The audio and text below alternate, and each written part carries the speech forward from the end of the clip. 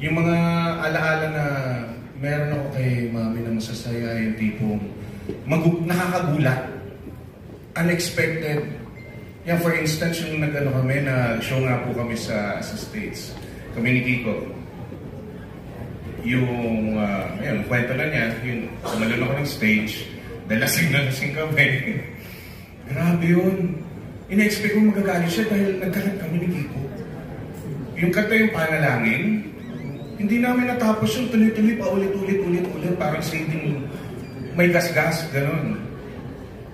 Tapos, mga kanta, ginakabahan na kami kasi alam namin na magagalit ang mami namin sa kanya. Tapos meron, natuwa pa siya. Tsaka bro, nakalimutan mo yung kwento yun, nasa backstage tayo, nakabukas yung mic. Eh since nakainom kami, di ba? Nagkakabahan kami. Eh yung mic nandito sa lap namin. Song number na niya. Tapos yung song number niya, yung damdamin na song.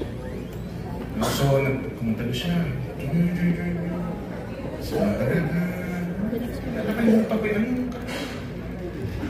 If my friends tapos sa barang, kami ni Kiko. So, hindi ulit siya nagalit. Parang natawa pa siya. Kasi ang importante sa kanya, basta masaya ka. Basta nag-i-enjoy ka. Walang pakialam ang mundo. Basta yung puso mo, pure na nag-i-enjoy ka, masaya ka, magaan, walang stress. Yung gusto niya para sa, hindi lang para sa amin, para sa lahat ng tao. Kaya ganun lang siya magmahal. And nung bandang teenager na ako, hanggang 20s, nagsimula na ulit ako gumawa ng pelikula. Tapos nakikita ko siyang nakihalo-bilo sa mga tao. Ang napansin ko sa kanya, kahit saan siya magpunta, ano naman natin, kahit saan siya magpunta, atigay, pa-picture, atigay, autograph, ganyan. Alam niyo guys, naalala ko kung sino. Pag tinitignan ko namin, yung ehemplo ni Jesucristo, na wala siyang pakialam. Kahit sino ka man, mayaman ka, mahirap ka, janitor ka, doktor, engineer, architect, wala siyang pakialam. Kasi tingin na sa'yo, tao. Tao na may buhay. Tao na may puso. Kahit inoobserba namin siyang gano'n siya.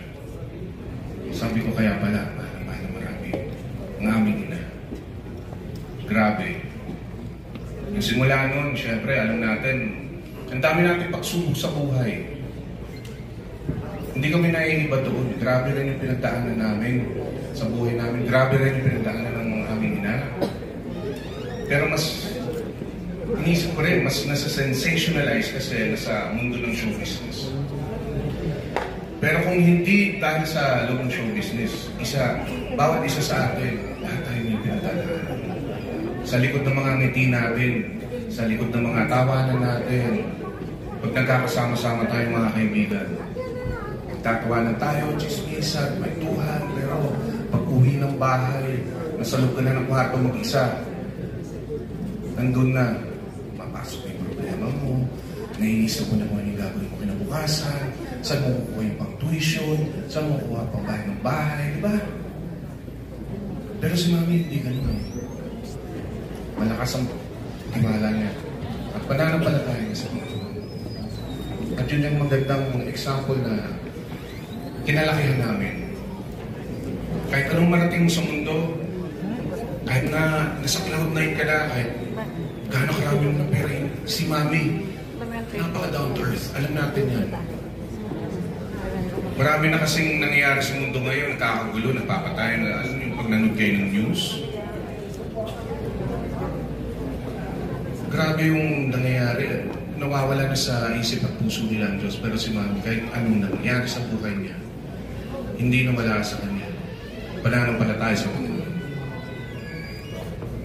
Siya ang nagturo sa akin magpatawad.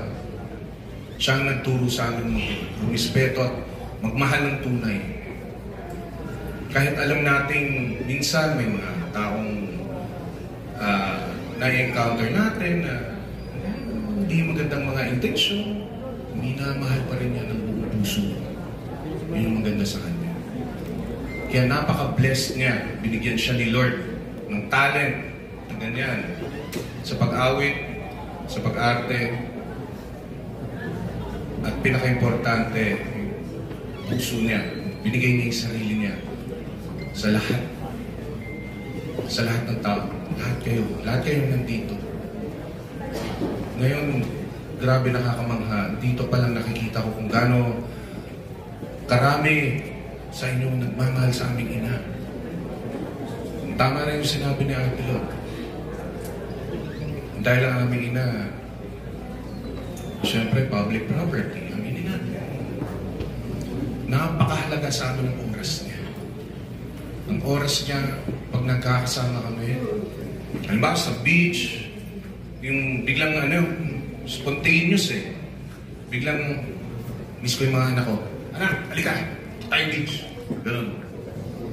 Yun yung mga cherished na moments namin. And alam natin si Mami may mga powers yan eh. Katulad nung halimbawa, uwi na kami galing show sa States, kami ni Kiko. Inatin niya ako sa airport. Ang dami namin pinagkwentuhan. Ang dami namin share sa isa't isa. Inatin niya ako sa airport. Economy class. Ganyan. So, punta na ako sa gate. Nagantay na ako. Pagkantay ko sa gate, Beijing Christopher, yung things ko. Ginabahan ako. Baka, anong ginawa ko? Ginabahan ako. Bakit gano'n? Tinatawag ako. So pumunta ako sa mga officer. Pinalitan ng first class. Yung flight ko pa uwi. Sabi ko, what is this? Miss Norcy, your mom. May mga ganun siya. Na magtataka ka kung anong kakayanan niya. So, grabe sa mami. And kung magkakwento pa ako ng mas marami pa talaga akong gusto i-share, baka abutin pa tayo ng umaga. So, anyway, maraming salamat po sa inyo and maraming salamat po sa pagdating